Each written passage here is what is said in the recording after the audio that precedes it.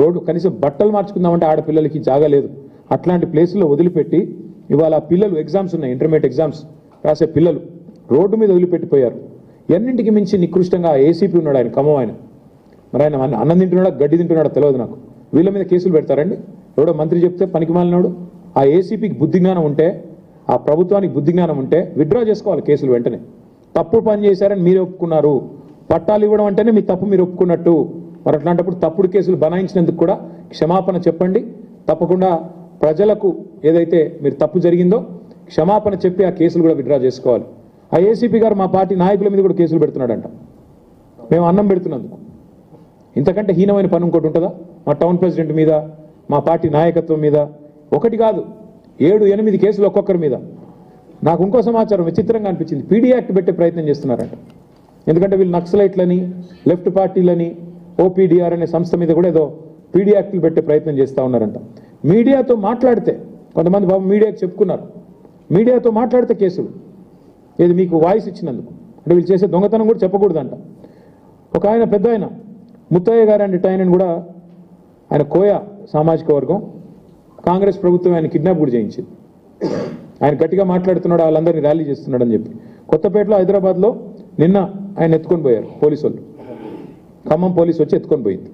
అంటే ఇంత నికృష్టంగా ఒక మాఫియాని ఎంతగానే అనలేదు. ఒక మాఫియానే ఇంత నికృష్టంగా పనిచేస్తుంది. కిడ్నాప్ లేంది, కేసులేంది, అన్నం పెడుతుంటే అడ్డుకోవడం ఏంది, ఇంత నికృష్టంగా ప్రవర్తించడం ఏంది.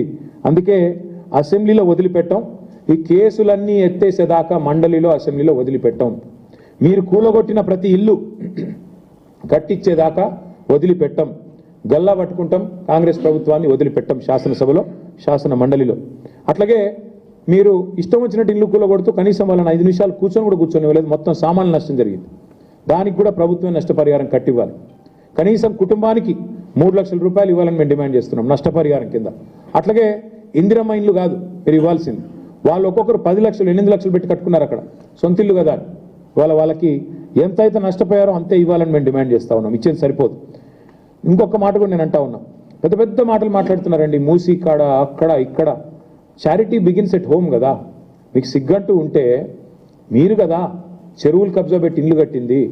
ఇవాళ మీ రెవెన్యూ మినిస్టరు, మీ చీఫ్ విప్ పట్నం మహేందర్ రెడ్డి, మీ మంత్రి వివేక్, రేవంత్ రెడ్డి అన్న తిరుపతి రెడ్డి, మీరు కదా శిఖంలో ఇల్లు కట్టింది. ఇవి కూడా కొట్టండి ముందు. ఇవి ముట్టకుండా అధికారులందరూ ఇంకేం పనిలేనట్టు పేదవాళ్ళ మీద పడ్డమైంది. అందుకే మా పార్టీ తరఫున మా ఖమ్మం జిల్లా నాయకత్వాన్ని అభినందిస్తూ మా అజయ్ గారు, మా మధు గారు, మా గాయత్రి రవి గారు, ఇంకా మా నాయకులందరూ కూడా ఎవరెవరైతే తోడ్పడ్డారో, మొన్న బ్రహ్మాండంగా అక్కడ పనిచేశారో వారందరికీ కూడా బాధితుల తరఫున నిలబడ్డందుకు అభినందనలు తెలియజేస్తూ, మరి న్యాయం జరగలేదు, ఎరకొర చర్యలతో ఎలాంటి న్యాయం కూడా ఆ బాధితులకు జరగదు. వారికి న్యాయం జరిగేదాకా వదిలిపెట్టం. ప్రతి ఒక్కరికి పట్టా ఇచ్చేదాకా, నష్టపరిహారం ఇచ్చేదాకా కూలగొట్టిన దానికి. అట్లాగే 75 గజాలు కాదండి, 100 గజాలు ఇవ్వాలి. అట్లాగే ఒక్కొక్కరికి 8-10 లక్షలు ఇస్తేనే అది సంపూర్ణమైన న్యాయం చేసినట్టు అవుతుంది. ప్రభుత్వం తన తప్పును తాను తెలుసుకున్నట్టు అవుతుందని చెప్పి కూడా తెలియజేస్తూ, ముందు మంత్రులు క్షమాపణ చెప్పాలి. వాళ్ళు ఏం చేసినా మా ప్రభుత్వం వచ్చాక ఈ అంశాన్ని వదిలిపెట్టాం. సమగ్ర విచారణ జరిపించి దీని వెనకాల ఉన్న బ్రోకర్లు, ముందున్న మంత్రులు, వాళ్లకు రక్షణ కవచంలా నిలబడ్డ అధికారులు అందరినీ కూడా తప్పకుండా వారికి we will take them to task, we will take them to, will bring justice. ఇది మా మరిన్ని అప్డేట్ చేసే ముందు బులెటిన్లో షార్ట్ బ్రేక్ తీసుకుందాం. Stay with us.